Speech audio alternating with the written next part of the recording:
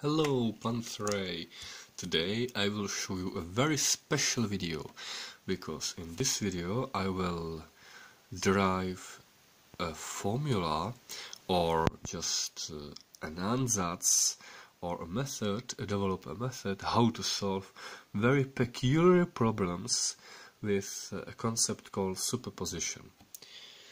Let us imagine that you have this bob which is attached to a spring with mass k, and this bob has a mass m, and suddenly I will apply, this bob is stationary, and suddenly I will apply a force. Let us imagine that this force can be described with just some function. It's 0 when t is less than 0, and it's some function when t is greater than 0. There's this function ft, force function, for t is greater than 0. Yes, this is force function for t is greater than 0. So the pendulum or the spring or the bob suddenly moves. So the motion of this can be, because let us imagine that the bob was stationary, so suddenly it moves in some direction, and according to this force there is the motion. And our hope, or the solution of the problem which is stated here, is to find this function of t as dependent on a function of f. Again, we are considering a resistant force 2 delta times I times V times M. This is a resistant force, and there is another force which is K times Y. There should be another force M times acceleration G, which is gravitational force downwards, but this is cancelled by in stationary position by k times x0. It's the same as in the previous videos. Okay, now what should I do to solve this kind of problem? Well, there was a guy called Green, I think in 19th century, who devised a very clever approach how to solve this kind of problem, and it deals with a superposition. Let us imagine you will slice the force in pieces. So let us imagine that you have this force diagram again, and I will just take this first piece, and this I will rewrite it, this piece over there, this piece. And let us imagine I will exert just this force, not this whole force, but this force on the pendulum, which is stationary. It starts to move in some direction, and it continues to moving as there is no force. And then imagine I will thought another experiment when I will exert on this bob another force, which is exactly this one. This force in this time. So there is this force in this time. So there is this force in this time. There, pendulum or the bob is not moving, and suddenly from this point it starts to move. And the motion is similar to this one, because it's just multiple of this small force. And again, I will consider this kind of force, and this kind of force will exert on the pendulum, which over here is just it's not moving, and suddenly it moves, and these two diagrams are just shifted and multiplied by some constant, and I keep doing that, and there are just pendulums or bobs, alternative bobs, and when you do that and sum all this up, you have to get this force, or this function or this description of displacement y of t because of superposition, because all these this is very badly shifted. I'm sorry, this is very badly shifted, so I'm sorry for that. So this is the expression for displacement of t, and the reason for that is because of superposition. You can superpose these forces to get these forces and this displacement to get this displacement. And so let us imagine that we have in some t, I will call that t tau, in some time tau, this bump. Then I will compute the displacement due to this bump at times t and at times tau, and if I add this displacement for all taus until the time t is somewhere there, I will get the displacement. So that means that displacement in this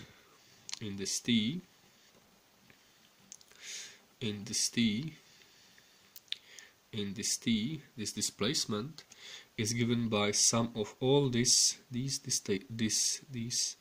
displacements.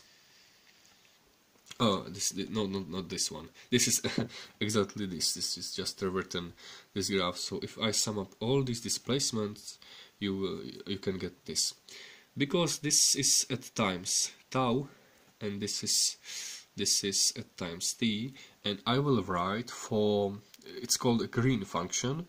It's called a green function, and it's just a response function. I will write it as g. And the response function is exactly a function of, I will call it function of t, and this is the function where this bump has it's placed in 0, and has a value of 1. Okay, and this length is exactly d of t. Yes, d of t. Okay, and if you see that this is just shifted by tau, or this can be shifted, and this is the curve of displacement. So that means that for tau, the displacement in t is given by the difference of tau minus t times f times g. This displacement, if this is tau, this displacement is g tau t minus tau, because this distance is can describe this length, because they are just shifted. It's just shifting. So this is g t minus tau times f of tau. Why? Because when this length is 1, this function can be superposed, multiplied as with f tau, and you get all function, because this function is same.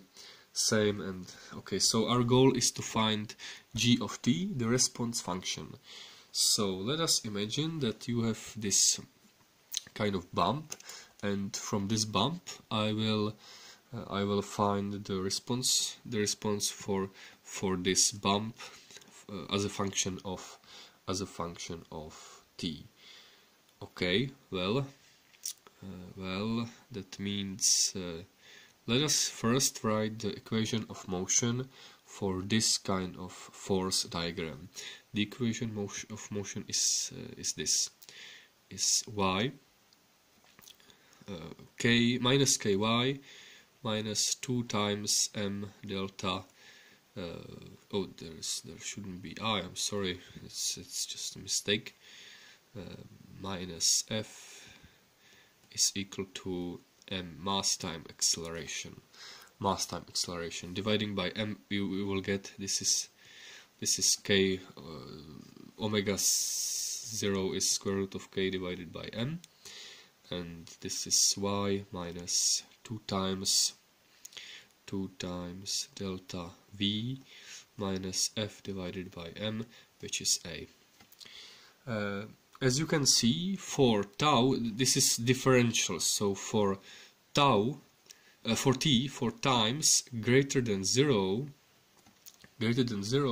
this force is just 0, and this solution has to be some this solution we have found already. The solution, this is just damped bob, yes, and the solution is just harmonic motion damped with constant delta, so it's y is equal, in complex numbers it's y0 times e to the power of minus delta t plus or minus I times square root omega 0 squared minus delta squared t, or equivalently this can be viewed, this complex exponential can be viewed as a logarithmic motion with this angular velocity, so this kind of motion, and this can be described with a times e to the power of minus delta t times cosine of square root of omega squared minus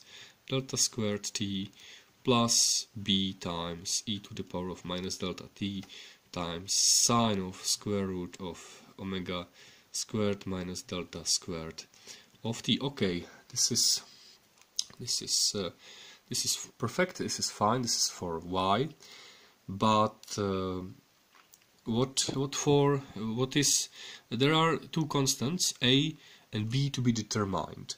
First, if you look closely in this diagram, y at 0 is 0 because there is 0 initial position in all these cases, so y of 0 should be 0. That means that this term should be 0 because y of 0 is exactly a, so a is 0. So y has to be b times e to the power of minus delta t times sine of square root of omega 0 squared minus delta squared t. Okay, and what about the velocity? And because this force is in this kind of region constant, so that means that this motion in this small region, it's just accelerating motion, or I would say, or yes, accelerating motion, and this is there is some constant acceleration, and v because this is just some part of parabola, yes, this is just part of some parabola for y, and for velocity it looks like this. It's just, it has some fine slope and then it continues in some other way, and I'm interested in velocity after, or this should be here, yes, after this delta t or dt step interval of time.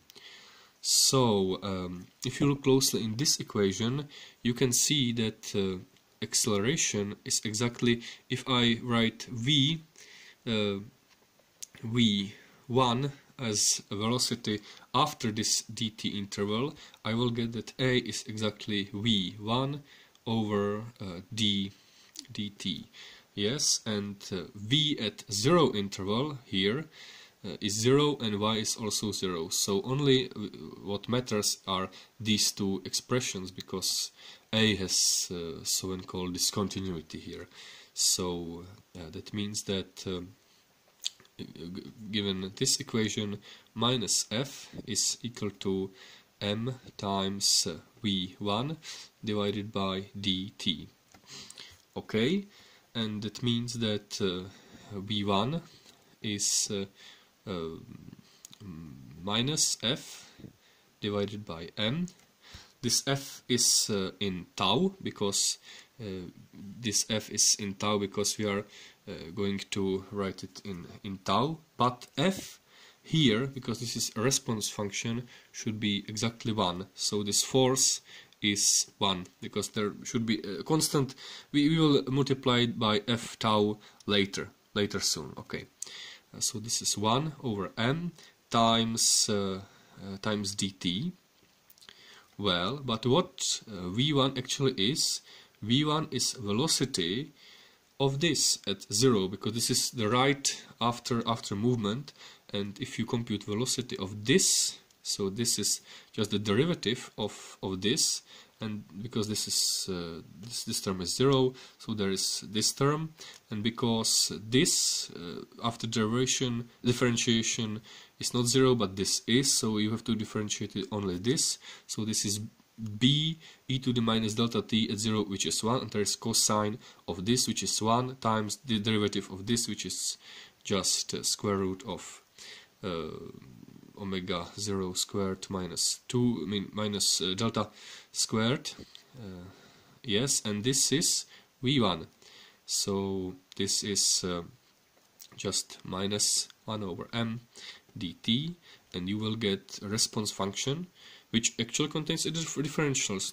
Differential, no problem with that. Response function is actually b is minus 1 over m divided by this, so this is just minus e to the minus delta t divided by m times square root of omega 0 squared minus delta squared times sine of square root of omega squared minus delta squared t. Okay, this is the response function times times differential of t. Then yeah, I will substitute in this formula, because this expression is for one bump, and you have to sum all these bumps. So that means that actual y of t is equal to sum of all these bumps, which is g t minus tau times f tau, all these bumps from 0 to t, and this is minus, I should put all constants out of the integration, so this is minus 1 over m times square root of omega squared minus delta squared, integral from 0 to t, and there is f tau times e to the power of minus delta t minus tau times sine of square root and omega squared minus delta squared times t minus tau d tau. And this expression is exactly a solution for this problem. The next question is what is the solution when y0 or y at 0 initial conditions of this bob are non-zero, y0 and v of 0 are non-zero, so it has some initial displacement and velocity. Well, that means how one can solve this problem.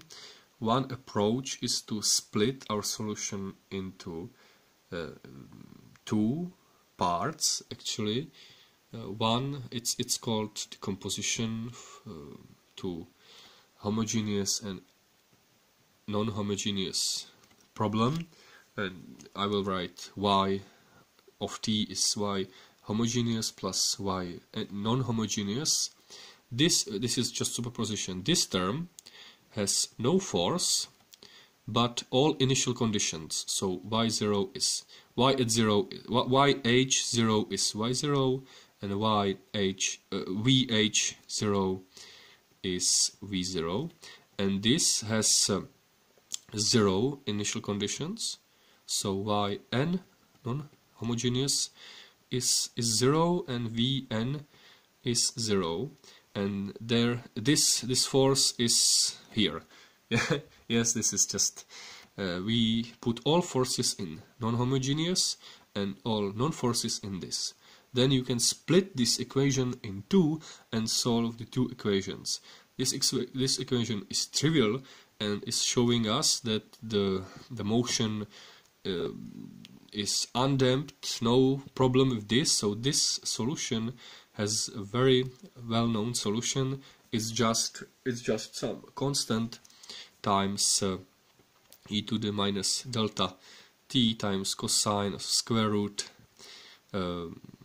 some constant. Another constant is a prime, for example, minus delta squared plus b prime h b prime e to the minus delta t sine square root of omega squared minus delta squared t, and there is also t. Where the solution came from, the answer is from here. This is the solution for undamped oscillator. There is no force. This is the solution, and plus or minus refers to cosine and sine on, or equivalently two motions or motion along spirals. So this is the projection of this is just cosine and sine of this, and if you compute the derivatives, you will get that a y h is exactly, because there should be derivative here at 0, so this is y 0 e to the power of minus delta t cosine of square root of square omega 0 squared minus delta squared plus and there should be derivative of this, but this has to be cancelled, so this is y v0 divided by square root of omega squared minus delta squared times e to the power minus delta t and sine of square root of omega squared minus delta squared t, and there's also t, I forgot another time. So the whole solution I will write, for example, over there. Here whole solution is just the sum of these two solutions.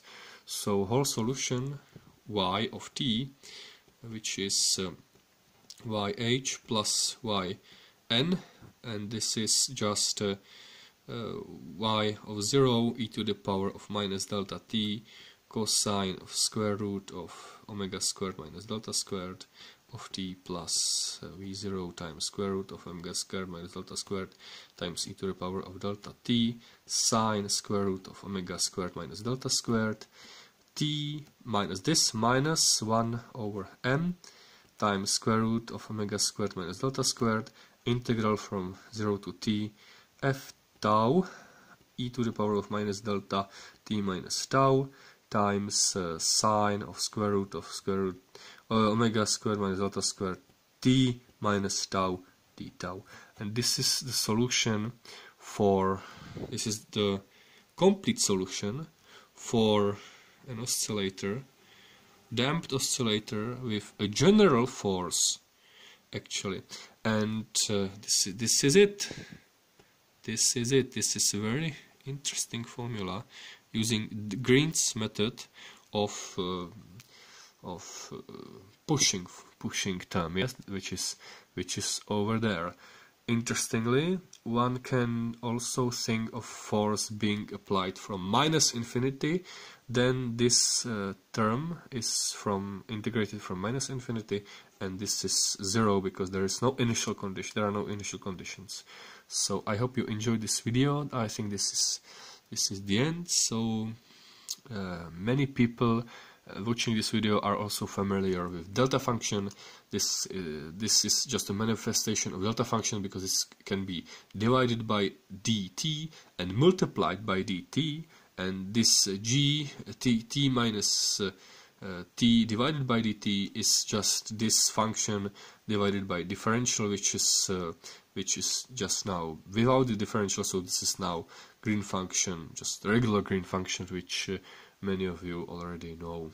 So then you will obtain this formula with correct differential, because this looks like nonsense, but g quantity is the differential times. It's very small because there are very many of these contributions. So I hope you enjoyed this video, and I wish you a very good time with mathematics and physics. Oh, maybe one remark on this. In another video I will maybe show you what a convolution is, because this integral is exactly convolution.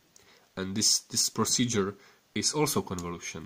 When you are computing, for example, a potential of this point, and there is some density distribution along this rod, and you are computing the potential at this point, you have to compute all potential of it can be force attracting to this point, to this point, to this point, to this point. You have to integrate it along all this dimension, and you know that force is some multiple times 1 over r squared. So you can imagine you are integrating this force, which is this force, yes, 1 over r squared, and there is another term which contains mass, and there is also r squared, yes, and this is r, this can be r prime, and this is r. So the total force exerted at the one point at the prime r is just integral of for whole r for whole real numbers, and this distance is r minus r prime, and this is just force, just force 0, which is 1 over r squared times mass of this. So this is just r of r prime dr prime. This integral is convolution integral, exactly as this one, but this is without the differential, or it can be put over there. Differential, no problem with that, and there is infinity suddenly, but I think this is one of the many approaches. Okay, so thank you very much, and see you next time.